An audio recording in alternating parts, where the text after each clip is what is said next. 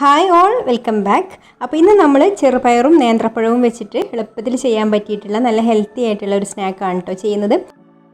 അപ്പോൾ ചെറുപയറൊക്കെ കഴിക്കാത്ത കുട്ടികളുണ്ടെങ്കിൽ അല്ലെങ്കിൽ കഴിക്കാൻ ഇഷ്ടമില്ലാത്തവരുണ്ടെങ്കിൽ ഈ ഒരു രീതിയിൽ ചെയ്ത് കൊടുക്കുകയാണെങ്കിൽ ചെറുപയറിൻ്റെ ടേസ്റ്റ് ഒട്ടും തന്നെ ഇല്ലാതെ നമുക്ക് നല്ല ഹെൽത്തി ആയിട്ടുള്ള ഒരു സ്നാക്ക് ഉണ്ടാക്കിയെടുക്കാം. അപ്പോൾ ഇത് തയ്യാറാക്കാൻ വേണ്ടിയിട്ട് ആദ്യം തന്നെ ഞാനിവിടെ ഒരു പാൻ അടുപ്പത്ത് വെച്ചിട്ടുണ്ട്. അതിലേക്ക് 1 ടീസ്പൂണ് നെയ്യ് ഇട്ട് കൊടുക്കാം. ഇപ്പോൾ നെയ്യ് ഇവിടെ നന്നായിട്ട് ചൂടായി മെൽറ്റായി വന്നിട്ടുണ്ട്. ഇനി നമുക്കിതിലേക്കൊരു 1/2 കപ്പ് തേങ്ങ ഇട്ട് കൊടുക്കാം. പിന്നെ ഫ്ലേവറിന് വേണ്ടിയിട്ട് ഒരു 1/4 ടീസ്പൂൺ ഏലക്കാപ്പൊടിയും പിന്നെ മധുരത്തിന് ആവശ്യമായിട്ടുള്ള പഞ്ചസാരയും കൂടി ചേർത്ത് കൊടുക്കാം. അപ്പോൾ ഞാനിവിടെ ഒരു 2 ടേബിൾ സ്പൂൺ പഞ്ചസാരയാണ് കേട്ടോ എടുത്തിട്ടുള്ളത്. അതും കൂടി ചേർത്ത് കൊടുത്തിട്ട് ഇതൊന്ന് നന്നായിട്ട് വറുത്തെടുക്കണം. തേങ്ങ ഒന്ന് മൂത്ത് വന്നാൽ നമുക്കിതിലേക്ക് ചെറുപയർ ചേർത്ത് കൊടുക്കാം. ചെറുപയർ നന്നായിട്ട് വേവിച്ചെടുത്തിട്ടുള്ളതാണ് കേട്ടോ ഇത്. അപ്പോൾ ചെറുപയറിന് അങ്ങനെ പ്രത്യേകിച്ച് കണക്കൊന്നുമില്ല. അപ്പോൾ തേങ്ങയും ചെറുപയറൊക്കെ ഓരോരുത്തരുടെ ഇഷ്ടത്തിനനുസരിച്ചിട്ട് എടുക്കാം കേട്ടോ. ചെറുപയർ ഇതാ അതുപോലെ നന്നായിട്ട് വെന്തിരിക്കണം കേട്ടോ.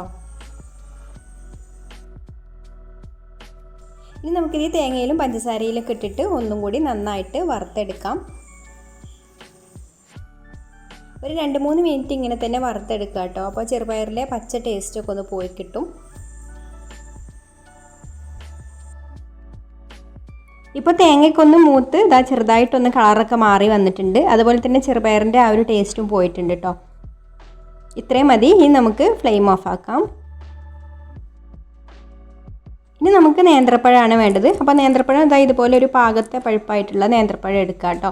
ഇനി നമുക്കിതിൻ്റെ തൊലി ഒന്ന് പൊളിച്ചിട്ട് നേന്ത്രപ്പഴം എടുക്കണം. അപ്പോൾ തൊലി പൊളിച്ചെടുക്കുമ്പോൾ അതാ ഇതുപോലെ ഒന്ന് വരഞ്ഞിട്ട് പൊട്ടി പോവാത്ത രീതിയിൽ പൊളിച്ചെടുക്കുക കേട്ടോ. കാരണം നമുക്ക് ഈ ഒരു തൊലി ആവശ്യമുണ്ട്.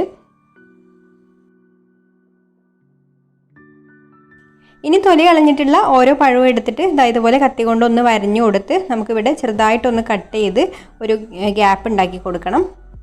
ഇതുപോലെ ഒരു പീസ് ഇവിടുന്ന് കട്ട് ചെയ്തിട്ട് മാറ്റാം. ഇനി നമുക്കിതിൻ്റെ ഉള്ളിലുള്ള നാരൊക്കെ ഒന്ന് കത്തി വെച്ചിട്ട് ഇതാ ഇതുപോലെ കളയാം കേട്ടോ. അപ്പോൾ ഉള്ളിൽ കുറച്ചും കൂടി ഒരു സ്പേസ് കിട്ടും. ഇതാ ഇതുപോലെ നമുക്ക് എല്ലാ പഴവും കട്ട് ചെയ്തിട്ട് സ്പേസ് ഉണ്ടാക്കി കൊടുക്കാം. ഇനി നമ്മൾ നേരത്തെ റെഡിയാക്കി വെച്ചിട്ടുള്ള തേങ്ങയും ചെറുപയറും ചേർത്തിട്ടുള്ള ഫില്ലിംഗ് ഉണ്ടല്ലോ, അത് ഇതാ ഇതുപോലെ കഴിയുന്നിടത്തോളം ഉള്ളിലേക്ക് നിറച്ച് കൊടുക്കുക. അപ്പോൾ നന്നായിട്ട് പ്രസ് ചെയ്തിട്ട് നിറച്ച് കൊടുത്താൽ നന്നായിട്ട് തന്നെ ഇതിൻ്റെ ഉള്ളിൽ കൊള്ളൂ കേട്ടോ.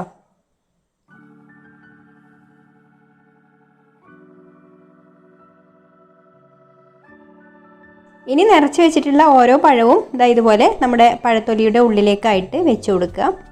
അപ്പോൾ ഫില്ലിംഗ് ഒക്കെ നന്നായിട്ട് ഒന്നും കൂടി പ്രസ് ചെയ്ത് കൊടുക്കുക കേട്ടോ. എന്നിട്ട് ഇതാ ഇതുപോലെ ഒന്ന് വെച്ച് കൊടുത്താൽ മതി.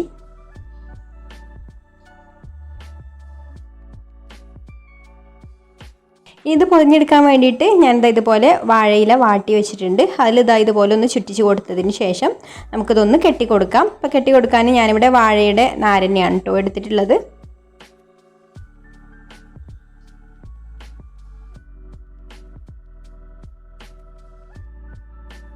ഇനി നമുക്കിത് ആവിയിൽ വേവിച്ചെടുക്കാം കേട്ടോ വേണ്ടത്. അപ്പോൾ അതിന് വേണ്ടിയിട്ട് സ്റ്റീമറിലേക്ക് വെച്ച് കൊടുക്കാം.